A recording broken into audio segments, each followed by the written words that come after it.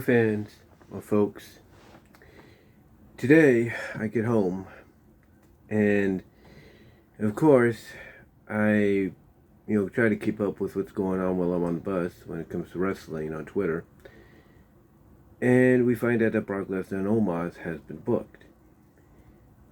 And naturally, not a lot of people were very fond of this. In fact, a lot of fans felt that this is just the biggest evidence they needed to know that Vince McMahon was back in charge, when that could be further from the truth. Because if he was in charge, you don't think reliable sources like Sean Ross Sapp, Pro Wrestling Insider Mike Johnson, Wade Keller, who have a reputation of being more reliable in their reports and having actual connections within the company more so than Dave Meltzer and Brian Alvarez, don't you think they would be on top of this? Reporting it and saying, yeah, Vince is back? And do these people not understand that there are certain things Vince, cannot do because of the SEC guidelines he agreed to? Or the fact that he's not working the hours he used to. He's mainly now working, I would say, an 8 to 12 hour job at most, and that's it. He gets there maybe at 8 a.m. in the morning, 7 a.m. in the morning, leaves maybe at 5, 6 o'clock at night, and that's it. So he's not basically on the same, trend of schedule that he used to be, where he'd be staying there late into very, very late hours of the night, overseeing scripts, ripping them up, trying to do planning stages, booking, and all that. He's not doing that anymore. The reports have all said he's not, he's doing regular hours, which is surprising a lot of people. Even Nick Khan, whether you believe the guy or not, who works closely with Vince, is saying that. And again, there is a guideline by the SEC that he agreed with that states he cannot, under any circumstance, go beyond what he's agreed to be back for, and that's the sale of the company, and that's to oversee the TV rights deals, and that's it. But yet you have fans and people here on YouTube like JD and Just Alex and Solomonster and all them, and many others that feel that this is just proof that Vince is back, or Vince is lurking in the shadows, pulling the strings. And here's the thing. I'm not saying Vince probably doesn't have some kind of say. He has input.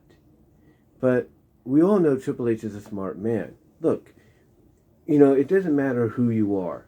Everybody thought Tony Khan was going to be the best booker. He's a wrestling fan. He understands what the fans want. And yet, he has proven he's not perfect. And Triple H has shown he's not perfect. And that's a fact. So for people to basically, come out and say that just because of one match, being made official, just because Lita, Amy Dumas, and Becky Lynch became tag team champs with the help of the returning Trish Stratus, that all of a sudden, all evidence is pointing towards Vince, when it's not. What it is, and I've said this countless times again, and I even put it on Twitter and Facebook, what it is nothing more than these fans, like JD and Alex and Solomon and all of them, it's nothing more than them letting their paranoia and their fear get the best of them. And the reason for that, in fact, I'll read it to you right now because I reworded it when I put it on Facebook. But I said it best here. And I quote, "Folks, this is what I said," and I quote, 57 minutes ago, about an hour ago, this is what I put up. I said, and I quote, "Folks, hardcore," and I capitalized hardcore wrestling fans, all three words. I capitalized all three words. I said, "Folks, hardcore wrestling fans are worried because even if this is," and I put in apostrophes, if you will, parentheses, I put, "and it is," in capital words. I said, "Folks, hardcore wrestling fans are worried because even if this is, and it is, a Triple H booked idea, the years Vince used in ruining the product time after time after time after time has caused fans like them to be paranoid with fear and worry of anything that reminds them of Vince's booking in any shape or form. And in my honest opinion, they all need to stop letting that fear control them and think more realistically. And if you want an idea and you want to see it yourself, I should say, there you go. In fact, I'll even take a picture of it so I can use it as a thumbnail, maybe. There we go. But yeah, that's what I said. And when I put it on Twitter, it's pretty much the same thing. It's pretty much the same thing, folks. But the only difference is I tagged the likes of JD. I tagged the likes of Just Alex and Solomon and all them. Basically to point out that they, as much as I respect them for what they do and follow them and appreciate what they do, as fellow fans, they themselves, are letting their fear and paranoia get the best of them. They are. Let me see if I can find it. In fact, I gotta go over the tweets and replies, I think. Here we go. Let's scroll down. Let's see. Here it is. This was in response to this was in response not just to JD, because I put it on JD's thing too, but it was to Mars fan at Memen to Mars on Twitter. Then I also, like I said, put it on JD's right there. And it's basically the same thing. I said, folks, JD is worried because even if this isn't, okay, let me reread that. This was a reply to, him tweeting 3 hours ago about this. And basically feeling like this was all the proof he needed about, Vince being back in charge. But this is what I said, and I quote. I had to reword it a little bit when I re-uploaded it, or retweeted it later on its own and, to the Men to Mars Twitter account. But this is what I said, and I quote, folks, JD is worried because even if this is, and it is, a Triple H booked idea, the years Vince used in ruining the product time after time after time after time has caused fans like JD, Just Alex, OTR Central, and Solomonster to be paranoid with fear and worry of anything that reminds them of Vince's booking in any shape or form. And in my opinion, they all need to stop letting that fear control them and think more realistic. That's basically what I said there. Because JD, when he posted about it, and everything, this is what he said. And I quote, I'm going to bring it up here. This was the first thing he said after he booked that Brock had, accepted Omos's challenge. This is what he said. Take a look at that. That is JD's, first response or continuation to the Brock accepting Omos's challenge. Right there, look. That's what he says. He's basically saying that there is no way that Triple H planned for this match and that Vince decided it, not Triple H. And he's hoping the last 2 minutes in the race from the memory as quick as possible. You see, because of the years that Vince, as I put in that tweet, pretty much came out and ruined the product time after time after time after time after time, it pretty much mentally as a fan has gotten to JD to where if he sees anything remotely resembling something that Vince would book, he's immediately going to think it's Vince. And what he wants instead is, hey, give us Bobby Lashley, Brock Lesnar in a UFC Lions Den match. If you would have, his thing, if Triple H was to come out and say, look, we're not going to do Omos, we won't do that because, we thought about it, it's not a good idea. Instead, we're going to do Lashley, Lesnar in a Lions Den match. If Triple H comes out next week and says that, JD will be like, yes, that's the kind of match we want. Because, again, as I've mentioned time and time again, we are in an era We are in an era, ladies and gentlemen, that, basically, fans would rather see good pro wrestling, to the point that places like CBS, NBC, Fox Sports, NBC Sports, you name it, pick up on it and report it like it's a regular, sporting event. Like every Monday, Wednesday, Thursday, you know, Friday, they come out here and say, now that we're done talking about Major League Baseball, let's turn to pro wrestling and talk about the matches that happened tonight in WWE and AEW and show you how they wowed the crowd and everything and how the athleticism was on display. That's the era we're in. And the reason we're in that era is because, again, you can thank the UFC, you can thank Bellator for the fact that they allowed a lot of their men and women to do some flips and kicks during the MMA matches in the octagon or the ring.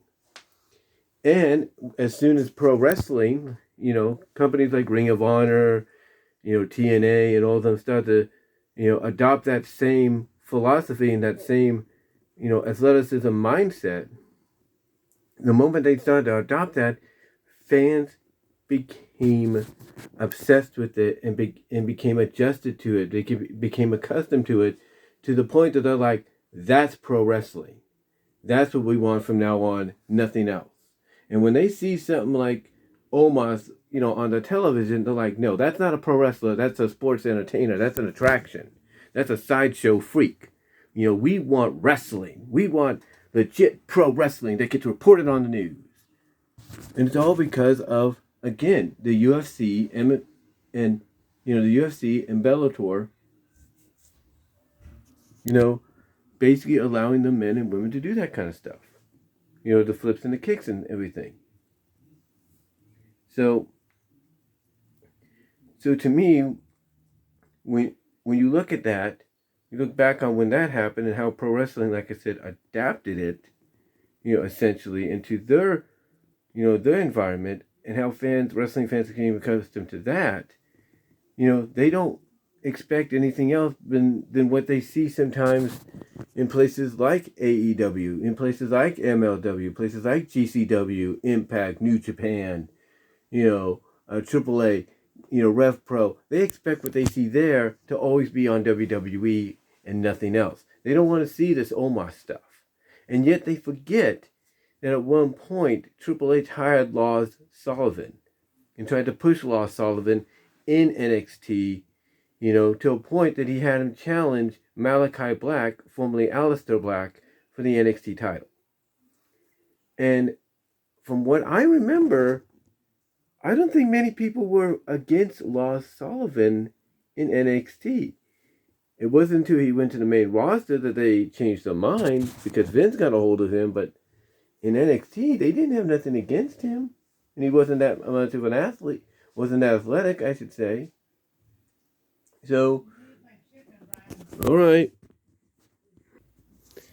Like I was saying, the moment, Ross and Vince get a hold of him, people change their minds. But yet when he was in NXT, they didn't. It's like, what changed? What changed?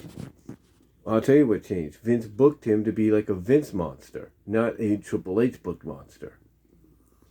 And that's how they see Omos. They don't see much change with Omos. I mean, they forget that they actually critically praised his match with Strowman at Crown Jewel last November. I think it was last November or October, one of them. But they praised that, and they seem to forget that. Because again, we are in an era where it's about the athleticism. It's about the fact that give us some great pro wrestling matches with some great stories, and we'll be happy. Give us some matches that are going to give us some death-defying, spectacular flips and kicks and, pro wrestling, grappling and all that, and we'll be happy. And look, that's not a bad thing.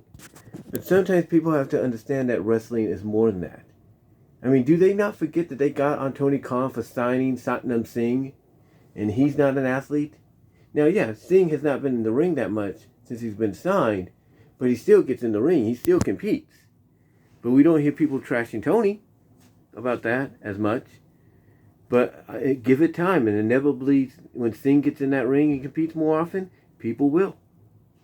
Because again, we are in this era of we want true pro wrestling athletes, that get in there, they grapple, they wrestle, they flip, they kick, they stiff each other. In other words, they want people that are going to basically make pro wrestling a legit sport again, to the point that, like I said, it is shown and in highlights on channels like ESPN, CBS Sports Network, Fox Sports, you name it. That's what they want. That's what they want, and they're hoping for that. And when they see Omos and Lesnar, that kind of dashes their hopes a little bit, because they know that's not a wrestler's booking decision. That's somebody that's an entertainer, that's more focused on sports entertainment.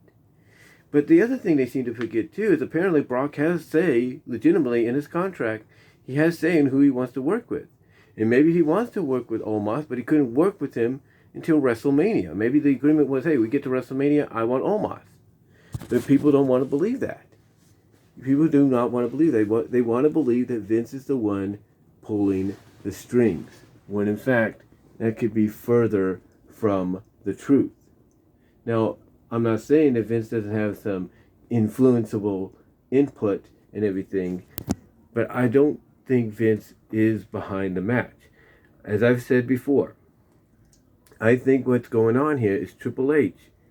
He realizes that the best way to probably get Vince, off his back, to appease Vince, to even, ensure that despite the SEC agreements, that he will not, even consider going back into creative, is by booking these kind of matches to appease him. By, that will basically stroke his ego and say, here, Vince, we'll give you this. Just, don't even think about, for one moment of coming back to creative. We'll give you this. And that's why I think we get these kind of matches with Omos, and Strowman, and now Omos and Lesnar. It's to appease Vince, to keep him off Triple H's back, to keep him out of creative, so that Triple H can focus on booking the best wrestling cards out there, without Vince's influence. That's why I also think we get these kind of matches.